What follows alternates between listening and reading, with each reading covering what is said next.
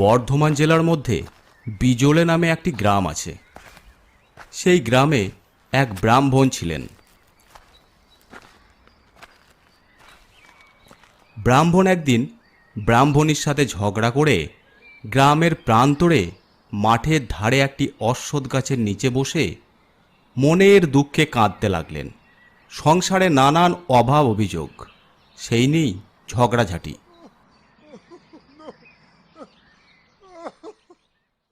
ব্রাহ্মণীর কথায় জর্জরিত হয়ে ব্রাহ্মণ তাই আত্মহত্যা করবেন বলে স্থির করে গাছে উঠে পড়লেন। সঙ্গে আনা গামছা নিয়ে একটা ফাঁস তৈরি করলেন। এই জীবন আর রাখবো না, শেষ করে দেব নিজেকে। ভগবান, আমাকে ক্ষমা করো। যেই না গলায় ফাঁস দিতে যাবেন, অমনি একটা হাত হঠাৎ কোথা থেকে এসে গামছাটাকে টেনে ধরল। তখন সন্ধে উত্তীর্ণ হয়ে গেছে। সেই অবস্থায় অন্ধকারে ব্রাহ্মণ দেখতে পেলেন একটা ছায়া শরীর গাছের মোটা ডালে হেলান দিয়ে বসে ফিক ফিক করে হাসছে। সেদিকে তাকাতেই ভয়ে বুক কেঁপে উঠল ব্রাহ্মণের। কি ঠাকুর, আপনি হঠাৎ আত্মহত্যা করতে এসেছেন যে? আপনি ব্রাহ্মণ, পুরুজনের হিত কামনা করবেন, মানুষকে সদুপদেশ দিবেন, তার জায়গায় আপনি এসেছেন আত্মহত্যা করতে? এ কাজ কি আপনার সাজে? ছি ঠাকুর, ছি। আপনি কি জানেন না আত্মহত্যা মহাপাপ? সবই জানি ভাই, সবই বুঝি, কিন্তু সব বুঝেও বড় জ্বালায় জ্বলে এই কাজ করতে এসেছি। কিন্তু আমি তো আপনাকে এ কাজ করতে দেব না ঠাকুর। ওই কাজ করে আমি এই অবস্থায় কত বছর আছি তা আপনি ভাবতেও পারবেন না। এর থেকে উদ্ধার নেই।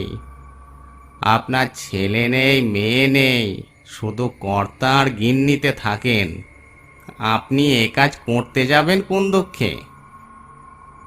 কিন্তু তুমি আমার এত খবর রাখলে কি করে ভাই? তার আগে আপনি আমার কথার উত্তর দিন।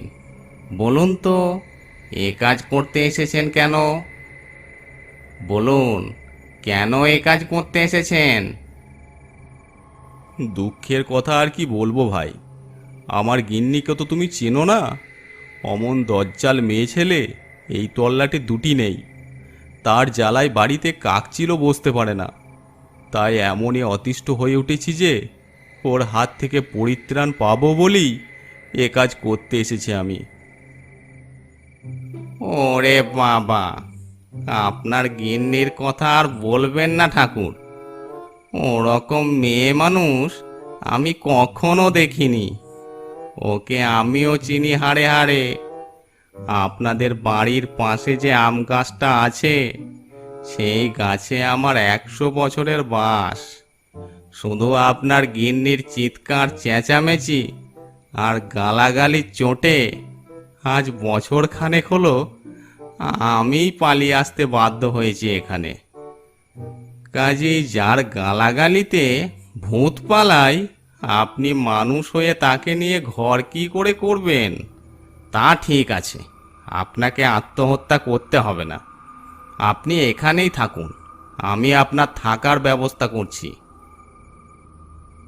ব্রাহ্মণ তখন গাছ থেকে নেমে এসে মাটিতে বসলেন। ভূতও নেমে এলো। সে এক আশ্চর্য রকমের পরিবেশ। একদিকে ঘন জঙ্গল আর অপরদিকে ধুধু মাঠ। সবই তো বুঝলাম, কিন্তু তুমি যে আমাকে থাকতে বলছো, এই জঙ্গলে আমি থাকবো কোথায়? আর যদিও থাকি, খাবোটা কি? সে চিন্তা আপনার নয় ঠাকুর, সে চিন্তা আমার। আমি এই গাছতলায় আপনাকে একটা ঝোপড়ি বানিয়ে দেব। আপনি দিব্যি বহাল তবিয়তে সেখানে থাকবেন। আর ওই যে দেখছেন ধুধু মাঠ, এটা হচ্ছে অনাবাদি পতিত জমি। এই জমি দখল নিয়ে আপনি চাষবাস করবেন। এতে যা ফসল ফলবে তা সবই আপনি ভোগ করে সুখে দিন কাটাতে পারবেন। কিন্তু এর মধ্যে কোনো কিন্তু নেই। আপনার ব্যবস্থা আমি করব। আপনি একটু বসুন, আর কিছুক্ষণের মধ্যেই আমার বন্ধু বান্ধবরা এসে পড়বে। আমি তাদের সঙ্গে পরামর্শ করেই সব কিছু করব আপনার। ব্রাহ্মণ নিশ্চিত হয়ে বসে রইলেন। সামনে বসা বন্ধু ভূতের সঙ্গে ভবিষ্যৎ পরিকল্পনা নিয়ে নানা রকম আলোচনা করতে লাগলেন। বেশ কিছুক্ষণ পর অন্যান্য ভূতেরা দলে দলে সেখানে এসে হাজির হয়ে ব্রাহ্মণের সব কথা শুনলেন। তারপর প্রত্যেকই এক মত হয়ে ব্রাহ্মণের পুনর্বাসনের ব্যাপারটা মেনে নিল। সবাই মিলে অনেক যুক্তি তর্কের পর সে রাতে ব্রাহ্মণে থাকার মতো একটা আস্তানা তৈরি করে দিল। ব্রাহ্মণ মনের আনন্দে সেই আস্তানায় আশ্রয় নিয়ে পুনর্জন্ম লাভ করলেন। রাত শেষ হতেই বিদায় নিল ভূতেরা। যাওয়ার আগে বনের ভিতর থেকে নানাবিধ ফল ফুল ব্রাহ্মণের জন্য রেখে গেল। ব্রাহ্মণ তো বেজায় খুশি। এইভাবে যদি জীবনের কটা দিন কেটে যায় তো মন্দ কি। বিজলের ড্যাঙ্গা ভূতের উপদ্রবের জন্য সেকালে কুখ্যাত ছিল খুব। আশেপাশে গ্রামের লোকেরা ভুলেও কেউ ওই দিকে যেত না। কাজেই সবাই যখন শুনল ব্রাহ্মণীর সঙ্গে ঝগড়া করে ব্রাহ্মণ বিজলের ড্যাঙ্গার দিকে চলে গেছে, তখন ধরেই নিল সবাই যে ভূতেরা আস্ত গিলে খেয়েছে ব্রাহ্মণকে। বিশেষ করে কয়েকজন দুঃসাহসী লোক যখন ব্রাহ্মণের খোঁজ করতে করতে এই পথে এসে দূর থেকে অশ্বত্থ গাছের ডালে গামছায় ফাঁস ঝুলতে দেখল, তখন ধারণাটাকে একেবারেই সঠিক বলে মেনে নিল। অতএব ব্রাহ্মণ বেঁচে থেকেও সকলের কাছে মৃত প্রতিপন্ন হল। কিন্তু তাহলে কি হয়? ব্রাহ্মণীর কাছ থেকে মুক্ত হয়ে ব্রাহ্মণ দারুণ খুশি। ভূতেরা তার কোনো অভাবই রাখল না। সারা দিন ব্রাহ্মণ একলা থাকেন, রাতের বেলা বন্ধুভূতেরা সহায় হয়। তাদের দয়ায় এই বিস্তীর্ণ অঞ্চলের মালিক হয়ে গেলেন তিনি। একদিন ভূতেরা বলল,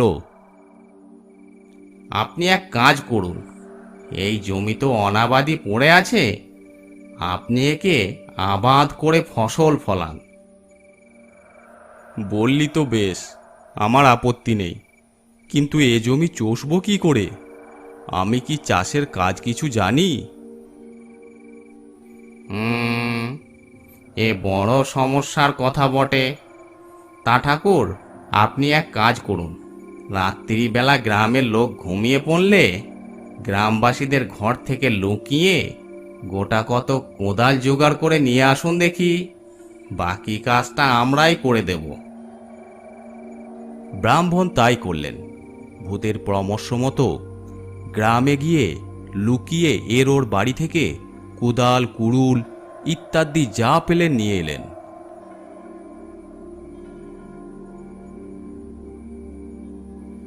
তাই নিয়ে সারা রাত ধরে চলল ভূতের উপদ্রব। সেই বিস্তীর্ণ অঞ্চলকে রাতারাতি মাটি কুপিয়ে ভূতেরা চাষের উপযোগী করে ফেলল। তারপর বলল, এবার যান, যাদের জিনিস তাদের ফেরত দিয়ে আসুন। ব্রাহ্মণ তাই করল। আর একদিন ভূতেরা বলল, ঠাকুর, কয়েকটা বালতি চাই, যে জমিতে জল দিতে হবে। ব্রাহ্মণ তখন গ্রামে গিয়ে বালতি নিয়ে এলো। এইভাবেই শুরু হলো চাষাবাদ। দেখতে দেখতে সবুজ শস্যে ক্ষেত ভরে গেল।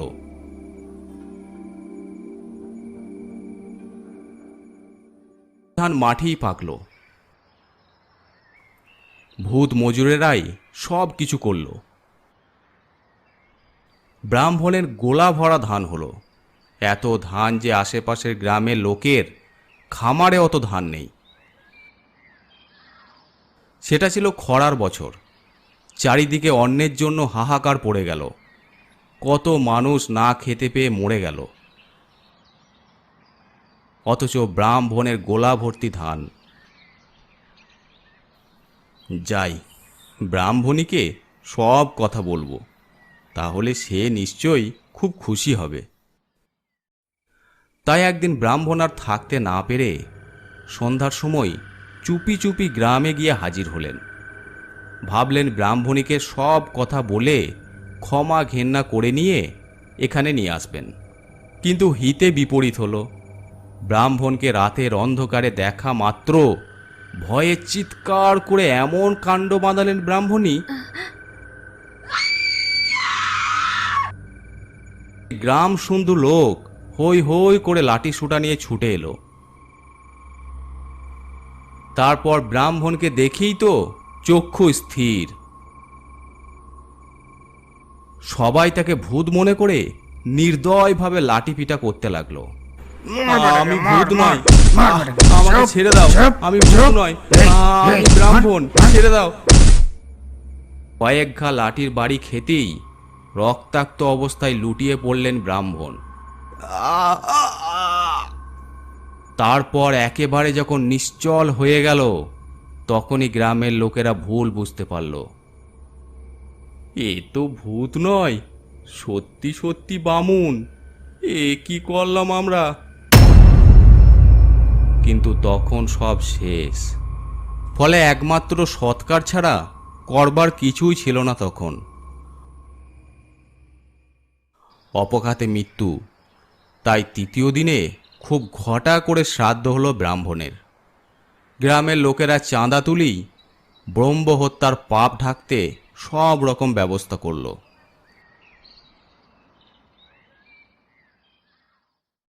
কিন্তু বন্ধুভূতেরা ব্রাহ্মণের যে শ্রাদ্ধ বাসরের আয়োজন বসিয়েছিল সেদিন, তার যেন তুলনাই নেই।